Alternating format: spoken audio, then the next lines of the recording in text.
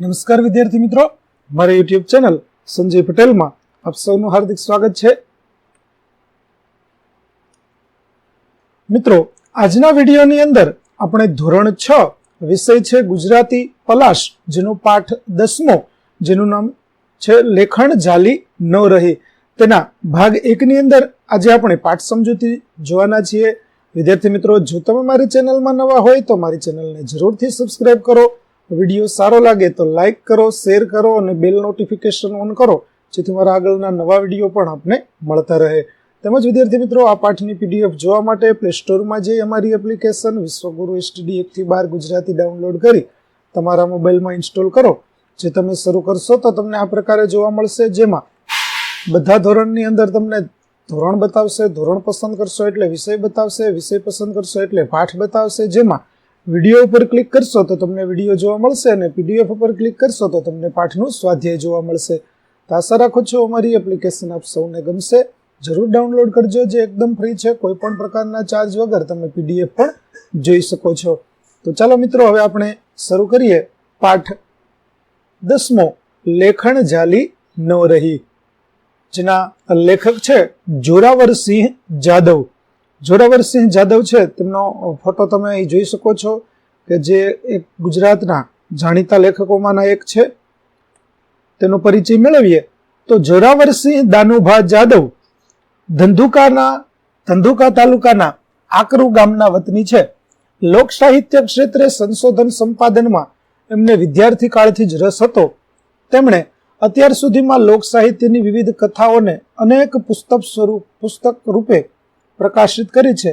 મરદ કસુંબલ રંગ ચડે, આપણા કસબીઓ, મરદાઈ માથા સાટે અને લોકજીવનના મોતી વગેરે એમના લોકકથાના, લોકજીવન અને લોક સંસ્કૃતિને સ્પર્શતા વિવિધ વિષયના પુસ્તકો છે.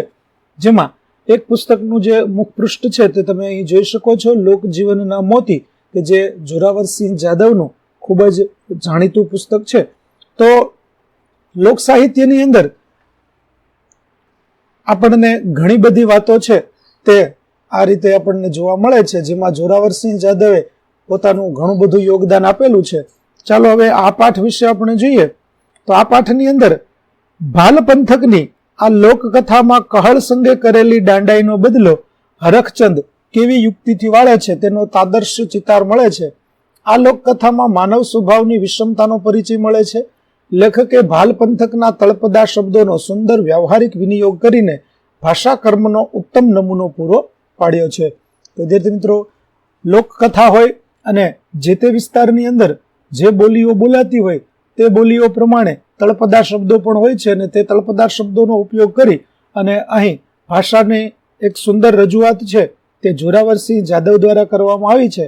તો આપણે ચાલો તે જોઈએ કે જોરાવરસિંહ જાદવે કેવી ભાષાની ચમત્કૃતિ કરી છે અને પાઠની સમજૂતી મેળવીએ.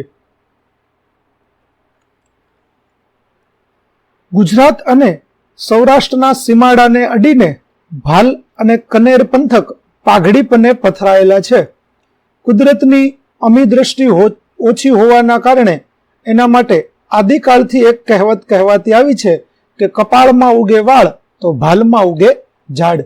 વિદ્યાર્થી મિત્રો, સૌરાષ્ટ્ર અને ગુજરાતના સીમાડાને એટલે કે સૌરાષ્ટ્રની નજીક, સૌરાષ્ટ્રની હદ ઉપર ભાલ અને કનેર પંથક આવેલા છે, જે પાઘડીપને ફેલાયેલા છે. પાઘડીપનો એટલે વિદ્યાર્થી મિત્રો, વડીલો જે માથા ઉપર પાઘડી બાંધે, તે પાઘડી બાંધવાનું જે વસ્ત્ર છે તે લંબાઈમાં ઘણું લાંબુ હોય છે, પણ પહોળાઈ બહુ હોતી નથી. અને એવું જે વસ્ત્ર હોય તેમાં તેની પાઘડી બાંધવામાં આવે, અને એટલા માટે અહીં પાઘડીપને એવો શબ્દ વપરાયો છે. તો આ ભાલ પ્રદેશ છે તે પણ કંઈક એવો છે, લંબાઈમાં વધારે છે, પહોળાઈ ઓછી છે. ખાસ કરી અને ધોળકા અને ધંધુકા તાલુકાનો મોટા ભાગનો વિસ્તાર છે તેનો સમાવેશ આ ભાલ પ્રદેશની અંદર થાય છે.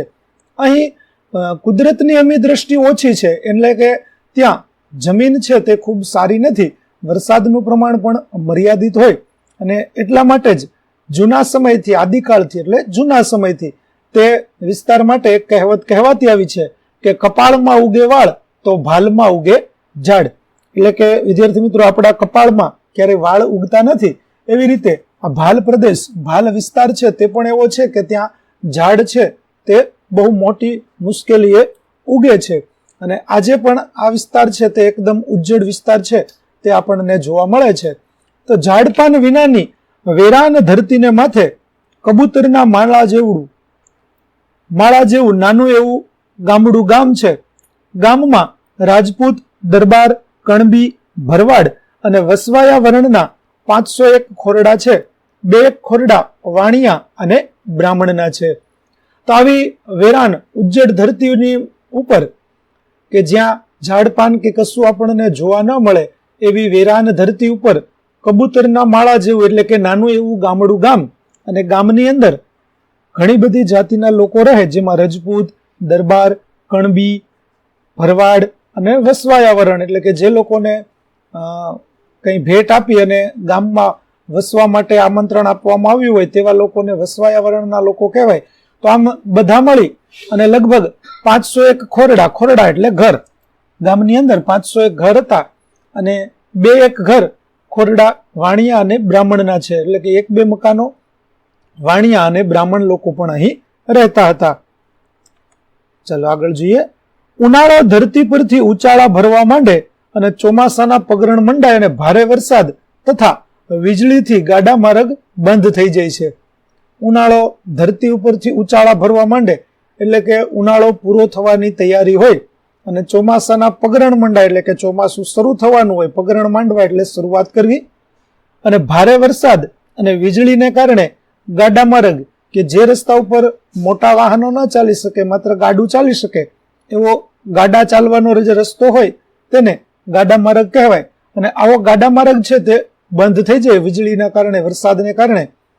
અને મોર ગામના ખેડૂતો તાલુકા મથકે હટાણું કરવા જતા અને 3-4 મહિના ચાલે એટલી જીવન જરૂરિયાતની વસ્તુની ખરીદી કરતા. મોર એટલે પહેલા, અને ગામના ખેડૂતો તાલુકા મથક એટલે નજીકનું જે શહેર તાલુકો હોય તે જગ્યાએ હટાણું એટલે ખરીદી કરવા માટે જીવન જરૂરિયાતની જે કંઈ વસ્તુઓ હોય તેની ખરીદી કરી લે. કેમ કે ચોમાસાને કારણે ગાડા માર્ગ છે તે બંધ થઈ જાય અને વાહન વ્યવહારની બીજી કોઈ સુવિધા ન હોવાથી બધી વસ્તુઓ છે તે ગાડામાં લાવવામાં આવતી, અને ગાડા માર્ગ જો બંધ થઈ જાય તો વસ્તુઓ લાવવામાં મુશ્કેલી થાય.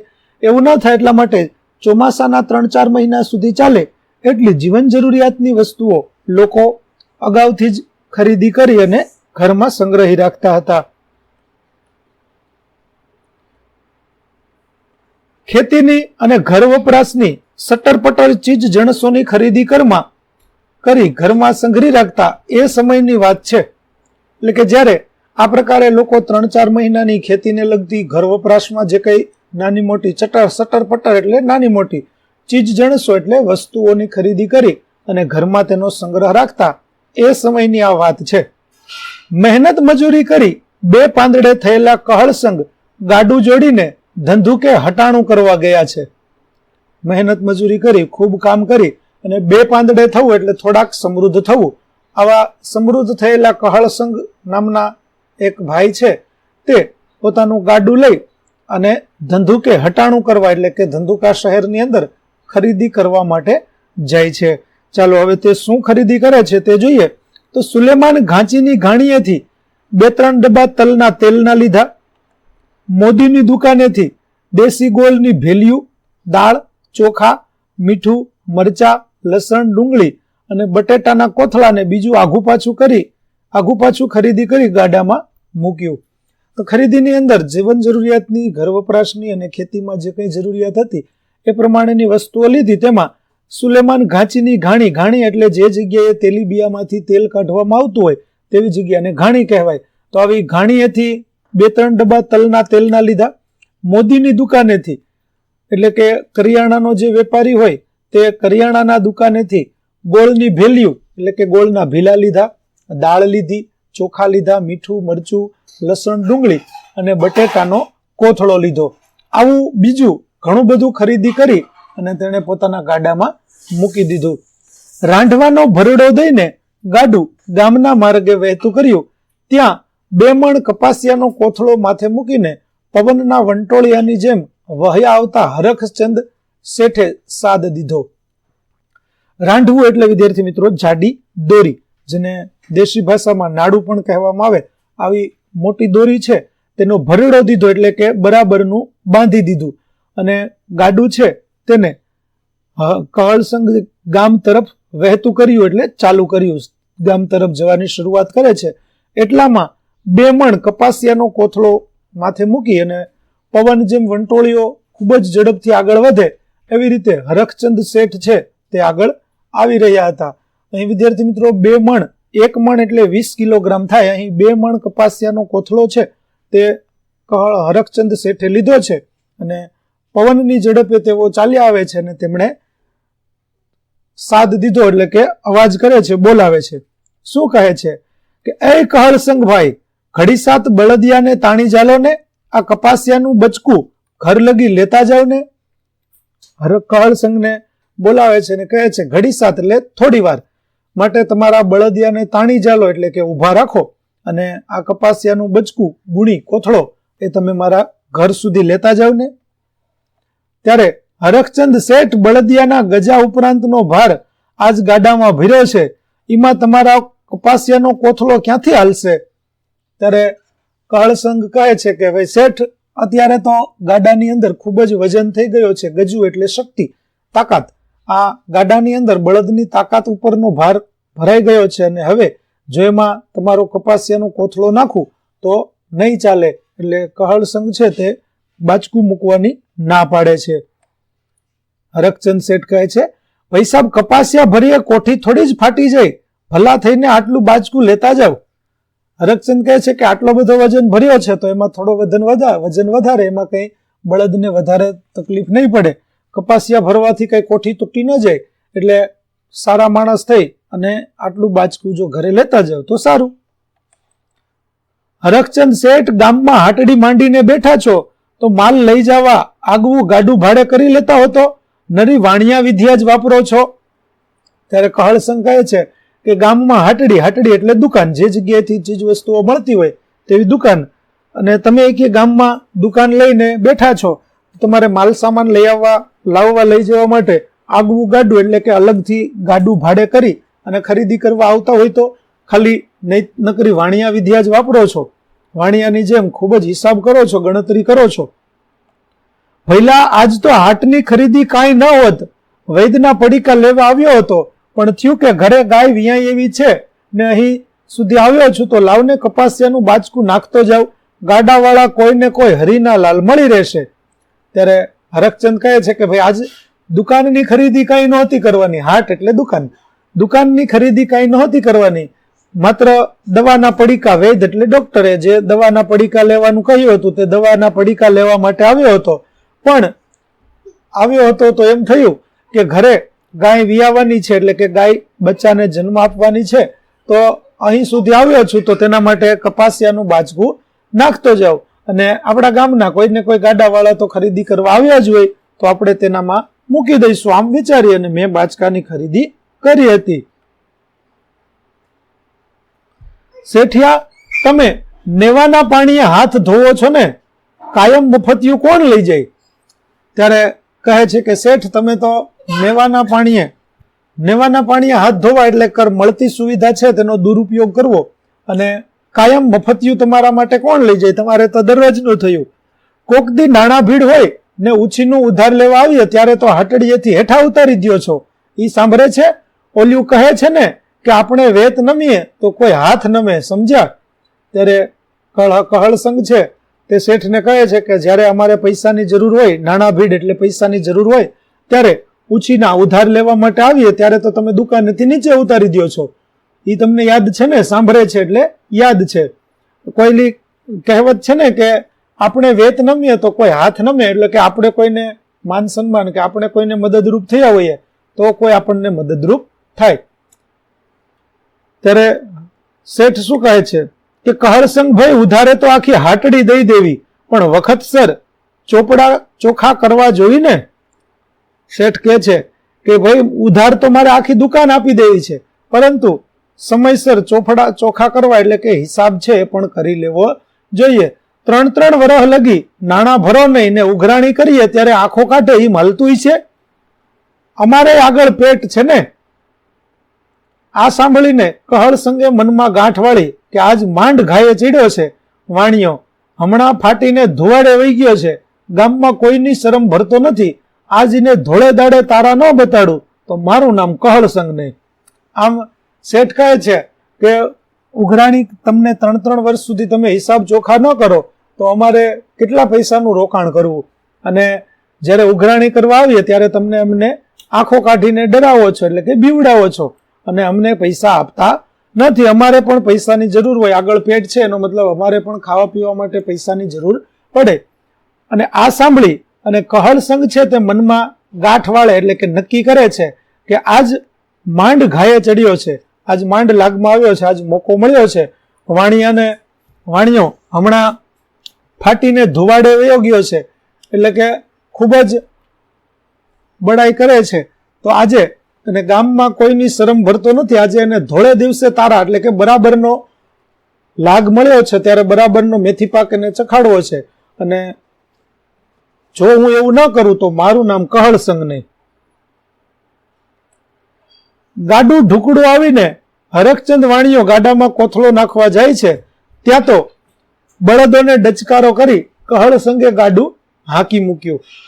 ગાડું ઢુકડું એટલે નજીક પાસે, ગાડાની પાસે આવી અને હરખચંદ વાણિયો જ્યાં ગાડામાં કોથળો નાખવા જાય છે ત્યાં તો બળદને ડચકારો કર્યો, એટલે કે બળદ ચાલવા માટે જે અવાજ કરવામાં આવે તેને ડચકારો કહેવાય.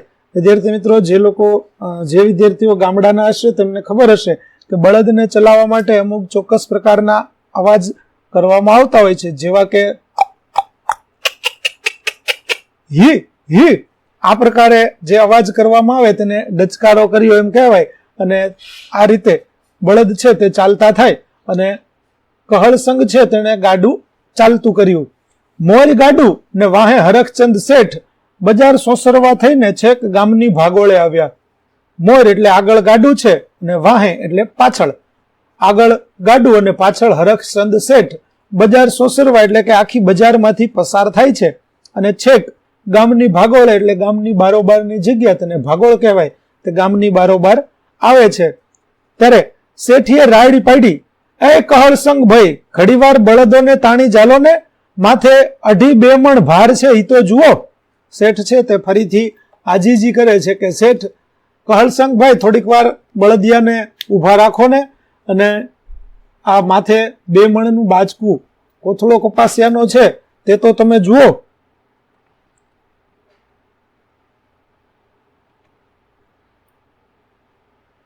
શું કરું શેઠ, આ સંધિયા બળદિયા બહુ પાણીયાળા છે, ઘર ભણી વહેતા થયા પછી તાણી ઝાલ્યા રહેતા નથી, એમ કહેતા કહળસંગે ગામ ભણી ગાડું હાંકી મૂક્યું. ત્યારે કહળસંગ જવાબ આપે છે કે શું કરું શેઠ, મારા બળદ સંધિયા બળદ, સંધિયા એ બળદની એક જાત છે. વિદ્યાર્થી મિત્રો, બળદમાં જુદી જુદી જાતના બળદ આવે, જેમ કે દેશી બળદ હોય છે, વઢિયારા બળદ હોય છે, સંધિયા બળદ હોય છે. આવા જુદા જુદા પ્રકારના બળદો છે તેની જાત હોય છે. અને આવા સંધિયા બળદ છે અને બહુ પાણીયાળા એટલે કે બહુ શક્તિશાળી છે, તે ઊભા રહેતા નથી. એક વખત ઘર ભણી એટલે ઘર બાજુ એક વખત ચાલતા થાય પછી ગમે તેમ તાણી ચાલો એટલે કે ગમે તેમ ખેંચી રાખો તે પણ ઊભા રહે નહીં. આમ કહી અને કહળસંગે ગામ ભણી ગાડું હાંકી મૂક્યું. આટલું કહી અને કહળસંગ છે તે ગામ તરફ ગાડાને ચાલતું કરે છે. હરખચંદ શેઠ ઢીલા પગે ને વિલા મોઢે કરામતી કહળસંગના ગાડાને જતું જોઈ રહ્યા. બળદ તાણી ઝાલ્યા રહેતા નથી. ઈ વેણ ચતુર વાણિયાના મનમાં ક્યાંય સુધી ઘુમરીઓ લઈ રહ્યા. હરખચંદ શેઠ છે પછી તો ઢીલા પગે, કેમ કે કપાસિયાનો બાચકું લઈ અને આખી બજારમાં હલ્યા હતા એટલે ચાલ્યા, તેના કારણે થાકી ગયા અને ઢીલા મોઢે અને વિલા મોઢે પાછા ફરે છે અને કહળસંગનું જે ગાડું જઈ રહ્યું છે તેને જોઈ રહ્યા છે. પણ એક વાત તેમના મનમાં રહી ગઈ કે બળદ તાણી ઝાલ્યા રહેતા નથી. આ વેણ, આ શબ્દો એ ચતુર વાણિયાના મનમાં લાંબા સમય સુધી ઘૂમ્યા કરે છે, તેને સતત તે વાત યાદ આવે છે. એમને ભીત સોસરવું સૂજ્યું કે કહળસંગે નરાતાર દાંડાઈ કરી છે, પછી એમનાથી બબડી જવાયું, મારા રાજપૂતે કરી છે ને કઈ. એમને પછી પાછળથી સમજાયું કે કહળસંગે તો નરાતાર દાંડાઈ કરી છે, યોગ્ય કામ કર્યું નથી, આ બરાબર નથી કર્યું એમ. અને પછી તેમનાથી બબડી જવાય એટલે કે એકલા પોતે જ બોલે છે કે મારા રાજપૂતે કરી છે ને કઈ. આમ આગળ કપાસિયાનો કોથળો માથે લઈ હરખચંદ ભાંગેલ પગે બજારમાં પાછા ગયા. આ વાતને માથે થઈને વરસેકના વાણા વાઈ ગયા, પણ મદારીના કરંડિયામાં સાપ જેમ ગૂંચળું વાળીને પડ્યો રહે એમ આ વાત એમના લમણામાં રહી ગઈ. તો વિદ્યાર્થી મિત્રો, આ વાત છે એ કપાસિયાનો કોથળો લઈ અને શેઠ તો ફરી પાછા બજારની અંદર આવે છે, પણ આ વાત છે તેને ઘણા વર્ષો વીતી જાય છે, વહાણા વાઈ જવા એટલે સમય પસાર થઈ જવો. પણ જેમ મદારીના કરંડિયામાં એટલે મદારીની ટોપલી, વિદ્યાર્થી મિત્રો તમે મદારીના ખેલ જોયા હોય તો મદારી છે તે ટોપલી લઈને આવે તેને કરંડિયો કહેવાય, અને તે કરંડિયાની અંદર સાપ છે તેને રાખેલો હોય. આમ મદારીની ટોપલીની અંદર, કરંડિયાની અંદર જેમ સાપ ગૂંચળું વાળીને પડ્યો હોય, ગોળ થઈ અને પડ્યો હોય, એવી જ રીતે હરખચંદ શેઠના લમણામાં એટલે કે એના મગજમાં, એના કપાળમાં, લમણું એટલે આમ તો કપાળ થાય પરંતુ તેના મગજમાં આ વાત છે તે યાદ રહી ગઈ. કઈ વાત? તો કે બળદ તાણી ઝાલ્યા રહેતા નથી. આ વાત છે તે તેમના મગજમાં રહી ગઈ છે. તો વિદ્યાર્થી મિત્રો, અહીં આપણે પાઠ 10 લેખણ ઝાલી ન રહી નો ભાગ 1 છે તે પૂરો કરીએ છીએ. આગળ ભાગ 2 નો વિડીયો જોવા માટે પ્લે સ્ટોરમાં મારી ચેનલને જરૂરથી સબસ્ક્રાઇબ કરો, તેમજ આ પાઠના સ્વાધ્યાયની પીડીએફ જોવા માટે પ્લે સ્ટોરમાંથી મારી એપ્લિકેશન વિશ્વગુરુ STD 1 થી 12 ગુજરાતી ડાઉનલોડ કરો, જેમાં આપને ધોરણ 6 તમામ વિષયના સ્વાધ્યાય સોલ્યુશન, સ્વાધ્યાય પોથી સોલ્યુશનના વિડીયો તેમજ પીડીએફ મળી રહેશે, જે એકદમ ફ્રી છે. કોઈ પણ પ્રકારના ચાર્જ વગર તમે વિડીયો અને પીડીએફ પણ જોઈ શકશો. તો આશા રાખું છું આપને અમારી એપ્લિકેશન ગમશે. જરૂર ડાઉનલોડ કરજો. ફરી મળીશું ભાગ 2 ની અંદર. ત્યાં સુધી આવજો.